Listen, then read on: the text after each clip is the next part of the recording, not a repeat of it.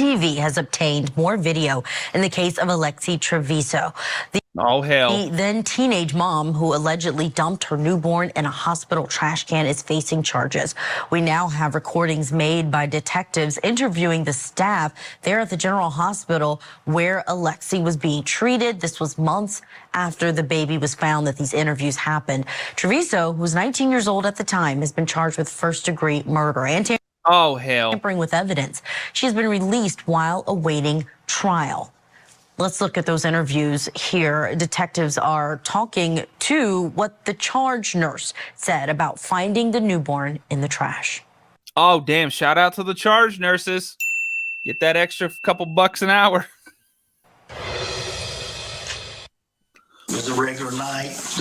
I remember she came in with back pain, and they had put her in, they were going to treat her in triage 1 with some regular medications for back pain. But after the doctor examined How many of y'all nurses are in triage? her, she was a little concerned, I think, because of her heart rate, some other things. So she wanted to move her into a room and do a more extensive workup, which is what they did. At that point, I don't really know anything because she's taken out, she's not really my patient. Okay. So I know that Chris had her. I know that he came to me and said there was some issues because they had ran a pregnancy test on her and they found out she was pregnant. And she was adamant, the mother was in the room with her and was adamant that he was dying to. Did you see that?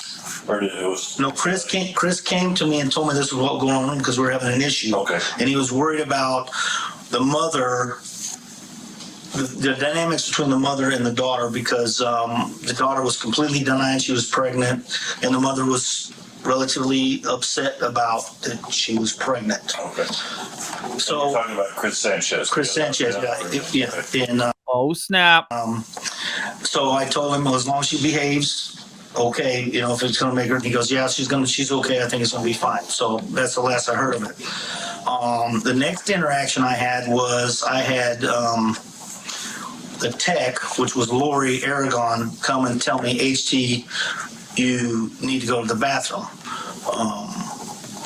So I went to the bathroom. There was quite a bit of blood in there. So this was after she came out. She went to the bathroom, was in there for a long time.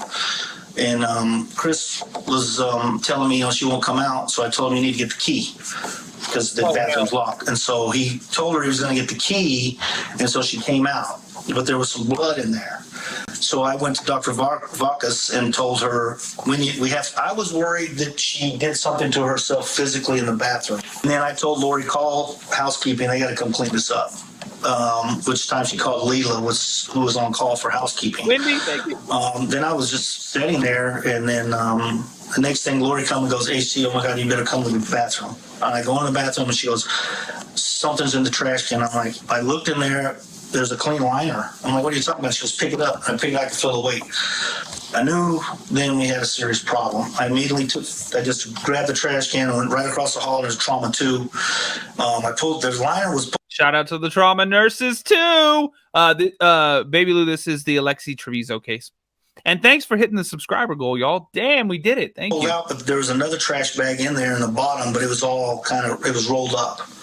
So I had to tear it apart. And then, of course, I saw the baby in there. So I pulled the baby out, got him on the bed, checked for signs of life. There was absolutely no life whatsoever.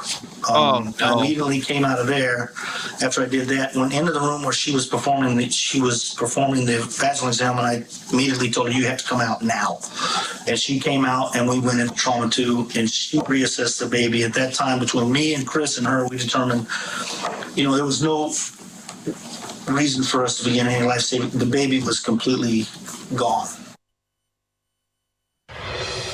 Oh, so difficult. Unbelievable To hear that all detailed by that hospital worker. Let's bring in to discuss this someone with medical expertise that can help us break this down. Forensic pathologist Priya Banerjee is with us. Priya, thanks so much for joining us. I first want to ask you, from a medical examiner, coroner standpoint, is it going to be easy for the state in this case to prove that this was a live birth and then the death of a child versus stillborn, which we anticipate may be the defense here? That is the money question, and is extremely hard to prove. you really need to look at not Oh, hell. only the baby as it normally formed, how far along she was, Nurse KK, thank you. but you're looking for any, developmental abnormalities. And then really you want to see if the body reacted to the outside world. And we look at that under the microscope, but those are very subtle changes. And oftentimes we end up being undetermined, meaning we can't tell even with all the testing we've done. And I'm speaking from experience, having handled Oh, hell, that's crazy. cases like this. Oh, wow. When you're hearing that interview that we just played, what's standing out to you? We've got the hospital staff worker kind of talking about the time period that the defendant left the bathroom, and it seems like not too long later they went in because they saw the blood, and that the baby was wrapped up in this, in the trash bags, in the liner there at the bottom of the trash can. We've seen stories where miraculously babies survive falling, being thrown into a dumpster. We've seen that story here on court. Oh, remember that one? I remember that girl. She threw the baby in the dumpster. That happened in New Mexico, I think, also, didn't it? That's crazy as hell. In a relatively short period of time, you have this death. What's standing out to you when you hear that interview?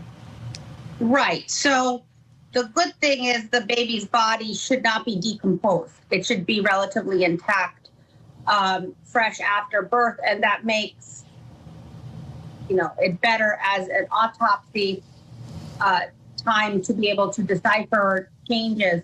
Obviously, this is so disturbing as a mother myself, and obviously a pathologist. But I think the critical thing is, what was she hiding?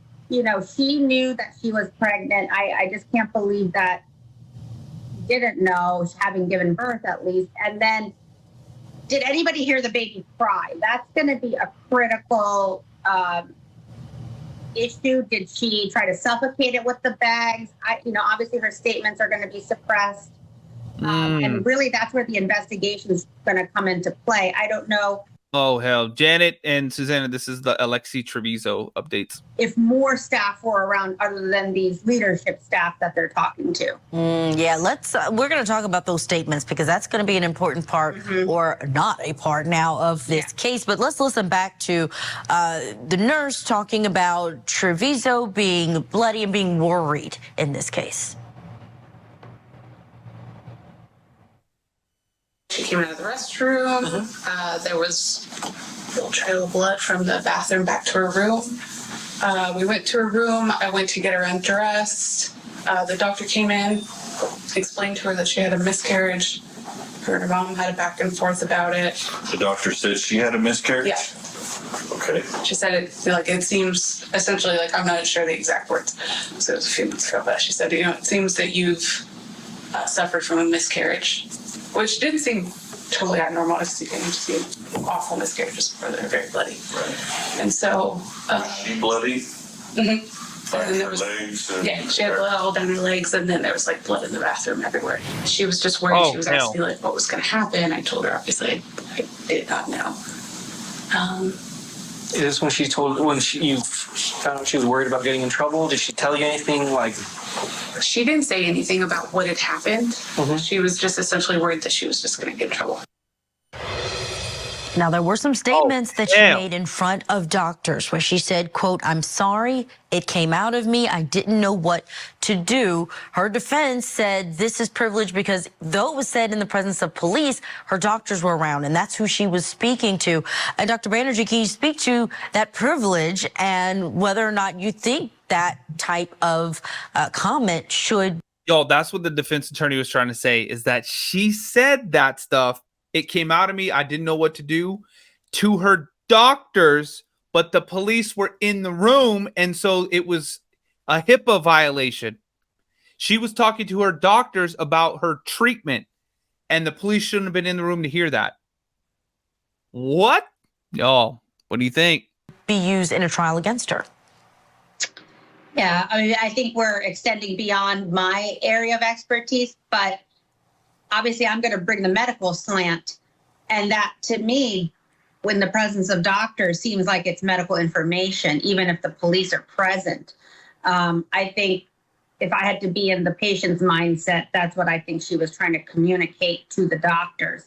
And so the defendant is the patient in this case. And that is a very interesting technicality that I'm not aware of. Does HIPAA apply in this instance? But if it's That's the big thing, y'all. allowed, I think that's very damning, because she didn't tell the nurse after she got out of the room that she had delivered the baby, right? She's talking about more miscarriage, which I think isn't as far along as what we know, delivering a full-formed baby. So that, I think, is where the status of her statement is going to be critical. And who knows if she's going to take the stand to explain herself if this goes to a trial. Are you surprised that the labor pains didn't bring her to her knees? I mean, she's running into the bathroom there. She doesn't call out for help. No one really hears a scream or anything. I don't know if that says anything about her resolve, but just your thoughts on the state of mind of this very young girl, 19 years old, who's going through a birth. I can only smile and say, as someone who's been there. Damn, that's true. Fuzzy Pack, thank you. Y'all, I can't even imagine. I'm a dude, right? And like, if I get a cold, it's like game over, right? Like, I feel like I'm like, knock, knock, knocking on heaven's door, right? And then she gave birth walking out the damn hospital room into the bathroom. Holy moly. Both with patients and myself, it's not easy. So I think different people feel pain very differently. And maybe because of her fear, she's able to suppress anything that she's truly wanting to say or scream out. I think the fear factor was really trumping everything. And you can see that she's running, but it is amazing she was more scared of her mom finding out she was pregnant than the fear of or not the fear, but the pain of giving birth. That's crazy. Donna. the contractions of delivery, that she's not crippled in pain. She's not doubled over, grabbing her stomach, anything like that. She really doesn't make any movements, indications that her stomach is hurting her.